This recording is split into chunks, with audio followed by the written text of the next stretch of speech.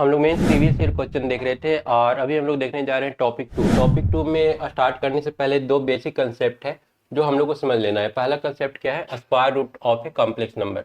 एक complex number का under root कैसे निकालते हैं वो हम लोग को सबसे पहले सीखना है। और दूसरा जो हम लोग को सीखना है वो है क्यूब रूट ऑफ यूनिटी। ठीक है, यूनिटी का क्यूब रूट हम लोग यहाँ पर क्यों निकालते हैं? क्योंकि जब हम इसको सॉल्व करेंगे तो इसका एक जो रूट आएगा वो तो रियल आएगा, लेकिन बाकी का जो दो आता है वो कॉम्प्लेक्स आता है। और उन दोनों के हेल्प से बहुत सारा क्वेश्चन जो होता है काफ़ी इजीली सॉल्व हो जाता है, इसलिए हम लोग इसको भी इसी चैप्टर में देख लेंगे। तो सबसे पहले समझते हैं कि अंडर रूट कैसे निकालते हैं किसी कॉम्प्लेक्स नंबर का। यहाँ पर एक एग्जांपल दिया हुआ है, अंडर रूट निकालना है ए प्लस आई बी का। ठीक है, ए प्लस आई बी का अंडर रूट निकालने के लिए हम लोग यहाँ पर टोटल 4 स्टेप यूज करेंगे और 4 स्टेप से हम लोग का जो क्वेश्चन होगा वो सॉल्व हो जाएगा। तो कहने का मतलब कि ये जो भी हम लोग कर रहे हैं एक तरह से फार्मूला बन करके रेडी हो जाएगा। जब आगे मेंस में पूछेगा, हालांकि पूछा भी है, तो वहां पर हम लोग पूरा ये सारा का सारा जो चारों स्टेप है वो फॉलो ना करके डायरेक्ट फार्मूला यूज करेंगे और क्वेश्चन को सॉल्व कर लेंगे। तो यहाँ पर दिया हुआ है ए प्लस आई बी का अंडर रूट निकालना है और हम लोग एज्यूम कर लिए हैं कि जब इसका अंडर रूट करेंगे तो एक्स प्लस आई वाई के फॉर्म में आएगा। ठीक है, अब एक्स का वैल्यू क्या होगा, वाई का वैल्यू क्या होगा वो हम लोग को पता करना है। सबसे पहले क्या किए, दोनों तरफ होल स्क्वायर कर दिए। ठीक है, under root a plus i B बराबर एक्स प्लस आई वाई था, अगर दोनों तरफ होल स्क्वायर कर देते हैं तो ए प्लस आई बी तो वैसे ही रह जाएगा, एक कन्वर्ट हो जाएगा एक्स प्लस आई वाई के होल स्क्वायर में। और फिर हम लोग इसको क्या करेंगे, ए प्लस बी के फार्मूला पर ब्रेक कर लेंगे। ब्रेक करने से आ जाएगा x square minus y square plus 2xy is equal to a plus i b. अब ए यहाँ पर दो पार्ट में कन्वर्ट हो गया है, एक रियल पार्ट और दूसरा इमेजिनरी पार्ट। हम लोग क्या करेंगे, रियल को रियल के साथ कंपेयर कर देंगे और इमेजिनरी को इमेजिनरी के साथ। तो रियल पार्ट था x square minus y square, इसको हम लोग कंपेयर किए इसके रियल पार्ट से, तो एक इक्वेशन ए मिल गया। और दूसरा जो इमेजिनरी पार्ट था उसको हम लोग कंपेयर किए इमेजिनरी पार्ट से, तो एक्स वाई का वैल्यू बी मिला। ठीक है, लेकिन हम लोग का मोटिव क्या था, हम लोग को निकालना था एक्स और वाई का वैल्यू। ठीक है, क्योंकि जब इसका अंडर रूट निकालेंगे तो एक्स प्लस आई वाई के फॉर्म में आएगा। हालांकि यहाँ पर ये चीज ये भी दिखाता है कि एक कॉम्प्लेक्स नंबर का जब अंडर रूट निकालते हैं ना तो वो कॉम्प्लेक्स नंबर ही आता है। तो हम लोग को तो फाइनली एक्स और वाई निकालना है। एक्स वाई निकालने के लिए अभी हमारे पास एनफ जो इक्वेशंस है वो नहीं है, क्योंकि इसको अभी हम लोग डायरेक्ट सॉल्व नहीं कर सकते। किसी तरह से अगर x square plus y square का वैल्यू हम लोग निकाल लें तो उन दोनों को ऐड करके फाइनली एक्स का वैल्यू निकाला जा सकता है, और जब एक्स का वैल्यू आ जाएगा तो वाई का वैल्यू भी आसानी से निकल जाएगा। तो हम लोग क्या किए, यहाँ पर एक और दो दोनों को स्क्वायर करके ऐड कर दिए। ये जो दोनों था दोनों को स्क्वायर किए और स्क्वायर करने के बाद ऐड कर दिए। ऐड करने से हम लोग को किस चीज़ का वैल्यू मिल जाएगा, x square plus y square का वैल्यू मिल जाएगा। क्योंकि जब इसको हम लोग ब्रेक करेंगे तो ए फाइनली आ जाएगा ए प्लस बी के होल स्क्वायर के फॉर्मेट में। ठीक है, हम लोग नॉर्मल फार्मूला जानते हैं, अगर कर लेते हैं यहाँ पर ए स्क्वायर ए माइनस बी का होल स्क्वायर, ए माइनस बी का होल स्क्वायर प्लस यहाँ पर 4ab कर लेते हैं, तो ए फाइनली हम लोग को देता है ए प्लस बी का होल स्क्वायर। ठीक है, क्योंकि ए माइनस 2ab आएगा प्लस 4ab, तो एक मतलब सॉल्व कर लेने के बाद एक फाइनली बन जाता है a square plus b square plus 2ab। तो ए सिंप्लीफाई हो गया, फाइनली ए प्लस बी के होल स्क्वायर में कन्वर्ट हो जाता है। तो यहाँ पर वही चीज उस यहाँ पर आ रहा था, ए की जगह पर यहाँ पर है एक्स स्क्वायर और बी की जगह पर कितना है वाई स्क्वायर। तो ए माइनस बी का होल स्क्वायर यहाँ पर हो चुका है और 2xy का जब होल स्क्वायर किए तो 4x स्क्वायर वाई स्क्वायर आ गया। मतलब ये पूरी तरह से इस फार्मूला पर ही आ चुका है और इसको फाइनली हम लोग ए प्लस बी के होल स्क्वायर के टर्म में लिख सकते हैं। और यहाँ से हम लोग चाहे तो फिर अंडर रूट करके बोथ साइड अगर अंडर रूट कर देंगे तो x square plus y square का value a square plus b square के टर्म में मिल जाएगा, जिसको हम लोग आर से रिप्रेजेंट करेंगे। ठीक है, तो आर एक कांस्टेंट हो गया जिसका वैल्यू कितना है, under root a square plus b square. R को हम लोग ये भी बोल सकते हैं कि हमारा जो जेड था, जो शुरू में इक्वेशन दिया हुआ था, जो कॉम्प्लेक्स नंबर दिया हुआ था जिसका हम लोग को अंडर रूट निकालना था, उसी का क्या है, मॉड है। ठीक है, तो आर बराबर modulus of a plus i b हम लोग बोल सकते हैं।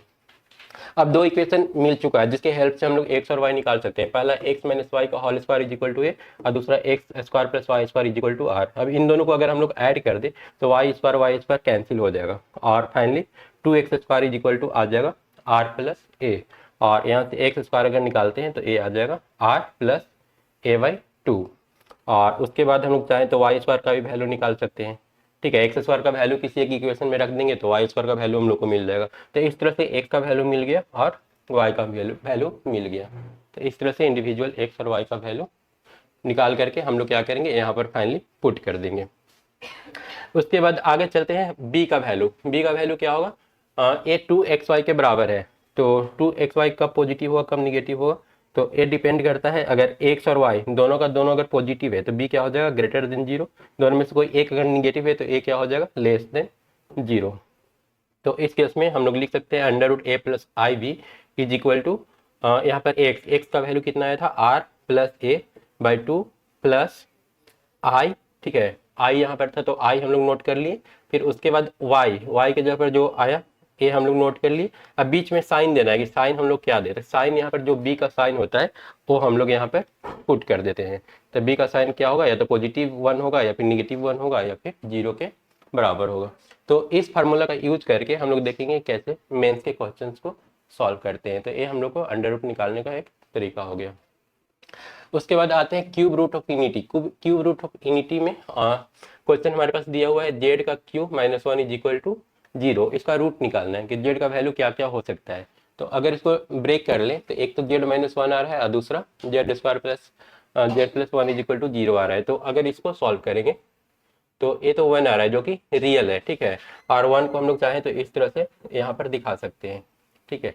उसके बाद अगर बाकी जो हिस्सा है इसको अगर हम लोग सॉल्व करने जाएंगे तो क्वाड्रेटिक इक्वेशन वाला जो फार्मूला है उसका यूज करके, फार्मूला क्या था, -b plus minus under root b के square minus 4ac by 2a। इस फार्मूला का यूज करके, ठीक है, जो कि क्लास 10th में था, हम लोग सॉल्व कर लेंगे। तो सॉल्व करेंगे तो जेड का 2 वैल्यू आएगा, -1 plus minus √3i divided by 2। तो कुल मिलाकर के जेड का कितना वैल्यू निकला, टोटल 3 वैल्यू निकल रहा है, एक -1 प्लस i√3/2।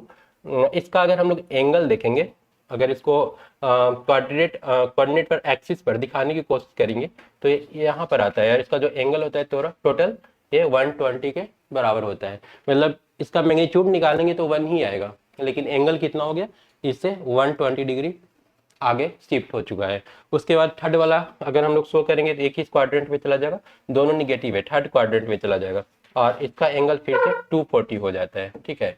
तो इस तरह से मैग्नीट्यूड तो तीनों का 1 1 1 ही रहेगा, अगर मॉड निकालेंगे तो तीनों का 1 आएगा, बट एंगल का डिफरेंस है, एक 0 डिग्री, एक 120 डिग्री और एक 240 डिग्री, ठीक है। और इसको हम लोग 1 को 1 ही रहने देंगे, इसको हम लोग ओमेगा से रिप्रेजेंट करते हैं और इसको ओमेगा स्क्वायर से रिप्रेजेंट करते हैं। अब इसका कुछ प्रॉपर्टी है, उस प्रॉपर्टी को अगर हम लोग देख ले, तीनों को अगर हम लोग ऐड कर दे, तीनों रूट को अगर हम लोग ऐड करें 1 प्लस ओमेगा स्क्वायर, तो तीनों ऐड होकर कितना देता है हम लोग को, 0 देता है। अगर तीनों को मल्टीप्लाई कर देंगे तो इसका वैल्यू कितना देगा, 1 देगा, ठीक है। यहाँ पर भी सेम चीज दिखाया हुआ है, तीनों रूट को अगर हम लोग मल्टीप्लाई कर दे तो ओमेगा क्यू होगा और ओमेगा क्यू का वैल्यू कितना हो जाता है, 1। Omega square is equal to omega bar के बराबर होगा, कहने का मतलब ये 1 था, ये ओमेगा था, ये ओमेगा स्क्वायर था, और ओमेगा स्क्वायर किसके बराबर है, इस पर अगर हम लोग एक बार दे देते हैं तो ये साइन निगेटिव हो जाएगा, तो फिर वो ओमेगा स्क्वायर के बराबर हो जाएगा। तो हम लोग बोल सकते हैं कि ओमेगा स्क्वायर और ओमेगा बार दोनों क्या होता है, आपस में इक्वल होता है। अब इसको हम लोग चाहें तो पोलर फॉर्म में भी लिख सकते हैं। हम लोग क्या जानते हैं, पोलर फॉर्म में लिखने का तरीका क्या होता है, z is equal to r into e के पावर आई थीटा, या फिर जेड बराबर r cos theta plus i sine theta, और इसी को हम लोग क्या लिखते हैं, आर इंटू ई के पावर आई थीटा। इस फॉर्म में कॉम्प्लेक्स नंबर को दिखा सकते हैं। अब अगर हम लोग इसके लिए बात करें तो जेड के बराबर क्या लिखेंगे, z is equal to r into e के पावर आई थीटा। अब यहाँ से अगर जेड क्यू निकालने जाएंगे तो ये आ जाएगा आर क्यू ई के पावर आई इंटू 3 थीटा। अब जेड क्यू का वैल्यू कितना है, जेड क्यू का वैल्यू 1 है, ठीक है, यहाँ पर जेड क्यू का वैल्यू 1 है, तो हम लोग 1 is equal to r q into e के पावर आई 3 थीटा लिख सकते हैं। यहाँ पर ए तो मैग्नीट्यूड है, तो ए 1 कब आएगा, 1 तब आएगा जब आर का वैल्यू पहला 1 हो, आर का वैल्यू 1 हो, और साथ में ए वाला जो पार्ट है ना, इसका भी वैल्यू 1 आना चाहिए। इसको हम लोग लिख सकते हैं cos 3 theta plus i sign 3 theta, और यहाँ पर 3 थीटा के जगह पर अगर 0 रहा या 0 का मल्टीपल इंटेग्रल मल्टीपल रहा तो ए वैल्यू क्या होगा, 1। इमेजिनरी पार्ट 0 हो जाएगा क्योंकि पूरी तरह से रियल आना चाहिए, ठीक है, इमेजिनरी पार्ट 0 हो जाना चाहिए, मतलब ए पार्ट 0 होना चाहिए। ए 0 कब होगा, जब 3 थीटा का वैल्यू हम लोग 0 या 0 का इंटेग्रल मल्टीपल लेंगे, तो हम लोग का 3 थीटा जो है वो इक्वल हो जाएगा 0 प्लस यहाँ से हम लोग 2 के पाई लिख सकते हैं, या फिर 2 पाई का मल्टीपल 0 या फिर 2 पाई का मल्टीपल 2 पाई, फिर उसके बाद 2 रखेंगे तो 4 पाई 6 पाई, इस टाइप से अगर हम लोग लेते हैं तो ये क्या होगा, हमेशा 0 आता रहेगा। ठीक है, साइन थीटा का वैल्यू अगर हम लोग देखें तो ये कहाँ कहाँ पर 0 होता है, तो साइन प्लस कॉस दोनों एक साथ अगर हम लोग 0 देखें तो एक बार तो A1 आना चाहिए और साथ में A0 आना चाहिए। तो एक तो 0 डिग्री पर हम लोग देख रहे हैं कि A1 आ रहा है, एक 0 आ रहा है, उसके बाद फिर से एक राउंड पूरा घूम जाएंगे, मतलब कि 2 पाई अगर घूम लेंगे तो फिर से वो रिपीट हो जाएगा वैल्यू। उसके बाद फिर से एक बार घूमेंगे, मतलब 4 पाई पे चले जाएंगे तो फिर से वो वैल्यू रिपीट होगा, जब जब यहाँ पर आएंगे वैल्यू रिपीट होगा, इसलिए यहाँ पर 2 पाई का इंटेग्रल मल्टीपल लिखते हैं। तो यहाँ से अगर हम लोग थीटा का वैल्यू निकालने जाएंगे तो ए आ जाएगा 2k पाई/3। ठीक है, तो थीटा का वैल्यू यहाँ पर लिखा हुआ है 2k पाई/3। अब थीटा के इस वैल्यू को अगर हम लोग इसमें पुट कर दें तो मिल जाएगा ZK = कॉस थीटा। थीटा की जगह पर कितना हम लोग को लेना होगा, थीटा की जगह पर हम लोग ऑलरेडी निकाल चुके हैं 2k पाई/3, 2k पाई/3 आई साइन 2k पाई/3, जहाँ पर k का वैल्यू क्या है, इंटीग्रल मल्टीपल है कि 0 1 2 3 4 के टर्म में आएगा। तो k बराबर अगर हम लोग 0 रख लेते हैं तो z बराबर 1 आएगा, या फिर और k का वैल्यू अगर 1 रख लेते हैं तो z1 बराबर आएगा ए वाला वैल्यू, जिसको हम लोग क्या बोलते हैं, ओमेगा बोलते हैं, और k बराबर 2 रख लेंगे तो a क्या आ जाएगा, ओमेगा स्क्वायर आ जाएगा। ठीक है, तो इस तरह से भी हम लोग इसको 1 ओमेगा और ओमेगा स्क्वायर को रिप्रेजेंट कर सकते हैं। ठीक है, यूलर फॉर्म में रिप्रेजेंट कर सकते हैं या फिर पोलर फॉर्म में इसको हम लोग रिप्रेजेंट कर सकते हैं। तो एक तरीका हो गया रिप्रेजेंट करने का। तो ये था हम लोग का कंप्लीट थ्योरी, एक स्क्वायर रूट निकालने का और दूसरा क्यूब रूट ऑफ यूनिटी निकालने का। तो क्यूब रूट यूनिटी में मेन जो हम लोग को याद रखना है वो बस ये याद रखना है, प्रॉपर्टी, जिसका यूज हम लोग क्वेश्चन सॉल्व करने में करेंगे। और अंडर रूट वाला में हम लोग को, स्क्वायर रूट वाला में क्या याद रखना है, यहाँ पर एक्स और वाई का वैल्यू याद रखना है कि एक में क्या है r+a/2 और दूसरा में क्या है r-a/2। ठीक है, तो उसके बाद अब हम लोग चलते हैं क्वेश्चन को सॉल्व करेंगे।